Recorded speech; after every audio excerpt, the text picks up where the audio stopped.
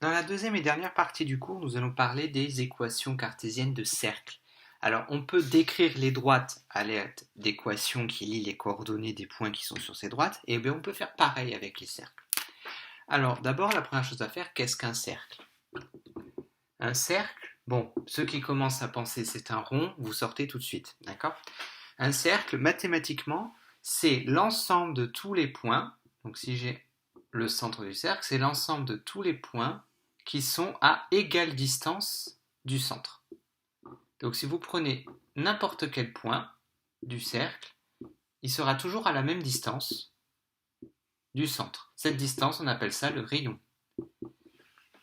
Donc en fait, on dit qu'un cercle, c'est l'ensemble des points M tels que la longueur du centre à M vaut le rayon. Donc ça, c'est très très important à savoir, puisque si jamais on vous demande est-ce que le point est sur le cercle ou pas, il faut juste vérifier que la distance au centre est bien égale au rayon. C'est tout ce qu'il y a à vérifier. Alors, comment est-ce qu'on décrit un cercle avec une équation cartésienne? Alors, je vais vous donner directement la formule, elle procède de la définition.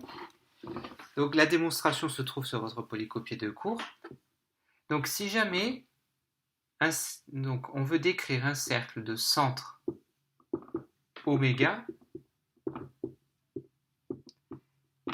et de rayon grand R, son équation est la suivante. X moins l'abscisse du centre au carré plus y moins l'ordonnée du centre au carré égale le rayon au carré.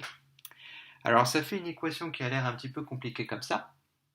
Donc par exemple, si j'ai un cercle de centre oméga de coordonnées moins 1, 3 et de rayon 2, ça veut dire que son équation, c'est x moins 1, donc x plus 1 au carré, plus y moins 3 au carré égale 2 au carré, c'est-à-dire 4. Tous les points qui sont sur le cercle de centre oméga et du rayon 2 ont leur abscisse plus 1 au carré, plus leur ordonnée moins 3 au carré qui fait 4. Alors, qu'est-ce qu'on va pouvoir vous demander sur les cercles? On va vous demander de vérifier si un point est sur un cercle, on va vous demander de trouver une équation connaissant le centre et le rayon, mais on va aussi vous demander l'opération inverse, c'est-à-dire on va vous donner une équation de cercle et il faudra déterminer le centre et le rayon. Alors, si par exemple, on vous dit quel est le centre, quelles sont les coordonnées du centre et quel est le rayon du cercle dont l'équation est x moins 3 au carré plus y plus 2 au carré égale 16. Bon, bah c'est très facile, puisque les coordonnées du centre se trouvent dans les parenthèses. Donc ici, le centre a pour coordonnées 3. Alors faites attention, il faut changer le signe, puisque dans la formule, c'est x moins x oméga et y moins y oméga. Donc ça veut dire que si j'ai x moins 3, ça veut dire que l'abscisse du centre, c'est 3. Et si j'ai y plus 2, l'ordonnée du centre, c'est moins 2. Donc les coordonnées du centre sont 3 et moins 2, et le rayon, je l'ai ici, 16, donc je prends racine carrée de 16, ça me donne 4, puisque le rayon est toujours au carré. Le problème, c'est que les équations de cercle ne vous seront pas données, la plupart du temps, vous ne seront pas données sous cette forme-là, et vous seront données sous forme développée, c'est-à-dire qu'on aura développé tous les carrés, et il faudra retrouver le centre et le rayon. Ça fera l'objet d'une autre vidéo plus spécifique, où je vous expliquerai bien comment faire, vous allez voir, c'est pas très très compliqué. Donc, deux situations possibles, donc trouver le centre et le rayon,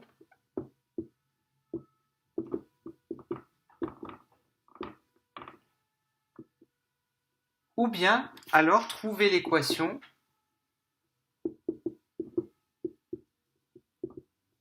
à l'aide non pas du centre et du rayon, mais du diamètre.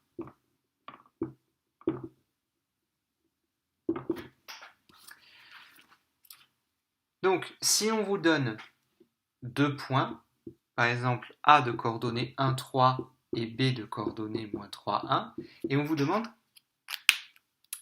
trouver une équation du cercle de diamètre AB. Alors là, il y a deux possibilités.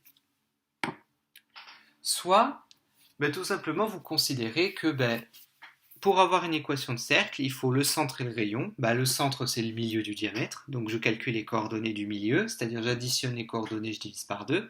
Et pour calculer le rayon, je prends tout simplement la moitié du diamètre. Je calcule la distance AB et je divise par 2. C'est une possibilité. Une deuxième possibilité pour trouver l'équation à l'aide du diamètre, c'est se servir d'une propriété des cercles,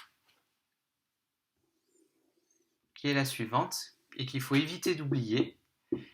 Si je prends n'importe quel point M sur le cercle, eh bien, le cercle de diamètre AB, le triangle AMB est rectangle en M.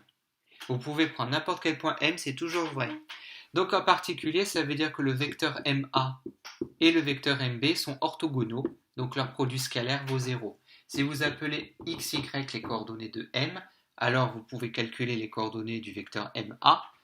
Donc c'est coordonnées de A moins coordonnées de M. Alors j'ai effacé l'exemple que je vous ai donné tout à l'heure, mais vous aurez pu vous en servir. Pareil pour celui-là, donc ça c'est le vecteur MA. Le vecteur MB, c'est celui-ci, donc coordonnées de B moins coordonnées de M.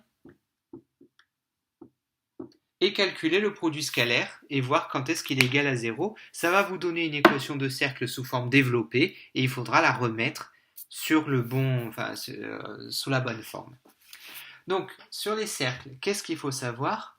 Savoir déterminer si un point est sur le cercle ou pas, à l'aide de la définition. Donc, je vérifie si la distance au centre est bien égale au rayon. Donner une équation de cercle si on vous donne le centre et le rayon ou le diamètre. Donc le centre et le rayon, il n'y a qu'à appliquer la formule. Pour le diamètre, deux possibilités. Soit vous trouvez le centre et le rayon, donc en prenant le milieu du diamètre et la moitié du diamètre. Soit vous utilisez le produit scalaire comme je viens de vous montrer. Soit on peut aussi vous donner une équation sous forme développée. Il faut retrouver le centre et le rayon. Ça c'est l'objet d'une autre vidéo.